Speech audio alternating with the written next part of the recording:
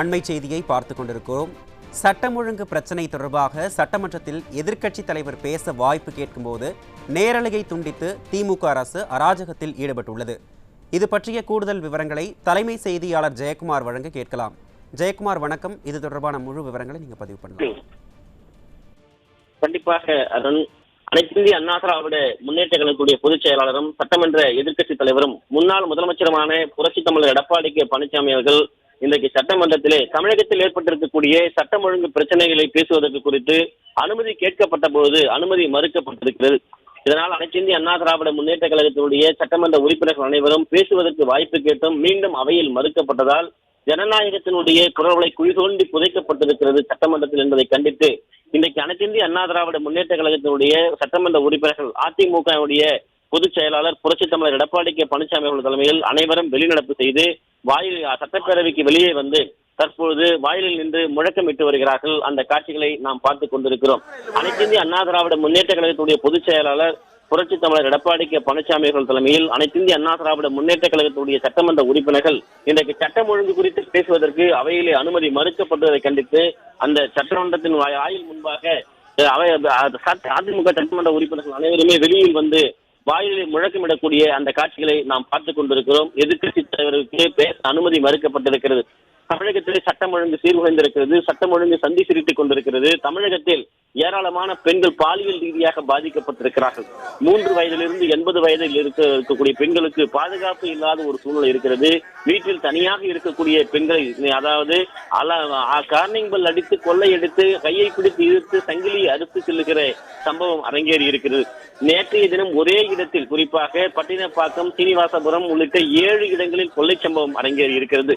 கடந்த வாரம் தரமணி, வேளச்சேரி, அதே போன்று ஆதம்பாக்கம், கிண்டி என அடுக்கடுக்காக 8 இடங்களில் கொள்ளையடித்துக் கொண்டு விமானத்தில் பறக்குகிற அளவிற்கு கொள்ளையர்கள் திட்டம் தீட்டி கொள்ளை சம்பவங்களை அரங்கேற்றி இருக்கிறார்கள். தமிழகத்தில் சட்டம் ஒழுங்கு கடந்த திமுக ஆட்சி காலத்தில் 4 ஆண்டுகளாக சந்தி சிரித்துக் கொண்டிருக்கிறது. இதனை புள்ளி விவரங்களோடு அனைத்து இந்திய அண்ணா திராவிட முன்னேற்ற கழகத்துடைய பொதுச் செயலாளர் புரட்சித் தமிழர் எடப்பாடி கே பழனிசாமி அவர்கள் பேசுவதற்கு அனுமதி கேட்டால் இன்றைக்கு அனுமதி மறுக்கப்பட்டிருக்கிறது.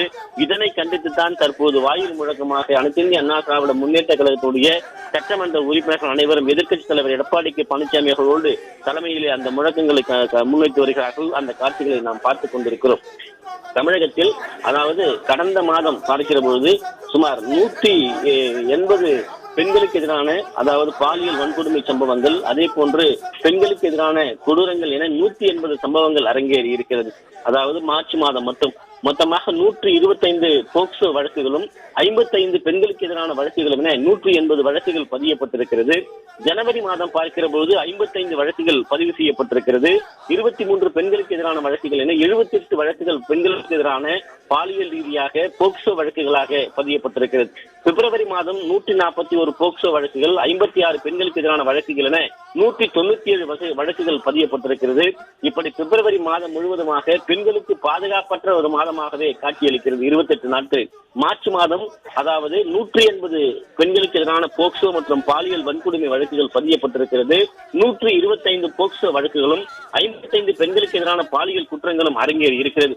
கடந்த 3 மாதத்திலே பார்க்கிற போது தமிழகத்திலே 321 போக்சோ வழக்குகள், 134 பெண்களுக்கு எதிரான பாலியல் வன்கொடுமை வழக்குகள் என 455 வழக்குகள் அரங்கேறி இருக்கிறது. இவற்றை பேச அனுமதி மறுக்கப்பட்டிருக்கிறது. குறிப்பாக திமுகவுடைய புகழ் பாடக்கூடிய ஒரு சட்டமன்றமாக மாறி இருக்கிறது.